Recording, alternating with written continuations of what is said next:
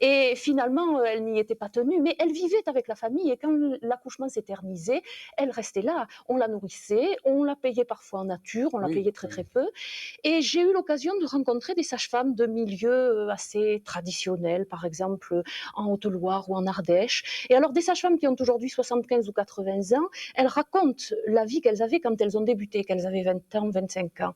Et elles racontent effectivement que dans ces milieux où parfois elles étaient, enfin dans ces pays où il leur arrivait d'aller faire un accouchement en plein hiver bloqué par la neige, elles restaient. Elles restaient, elles vivaient avec la famille et elles avaient un contact effectivement qui est extrêmement féminin, qui est très féminin. Et alors, ce qui est difficile pour l'historien, c'est que nous connaissons ces femmes parce que les médecins en ont dit, parce que les médecins ont écrit et que les sages-femmes n'écrivaient pas. Elles étaient Ah oui. analphabètes, c'était des femmes qui n'avaient aucune culture écrite.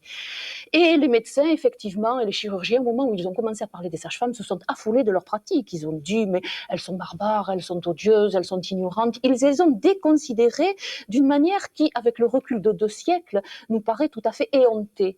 Et je crois que nous redécouvrons, à travers effectivement ce que les femmes du métier peuvent aujourd'hui en dire, nous redécouvrons que ces femmes avaient une sorte de compétence de tradition et surtout un contact avec les familles et une chaleur avec les femmes. Elles étaient la sœur, elles étaient la Mmh. mère, et ça, sans faire de féminisme, l'homme ne le remplace pas.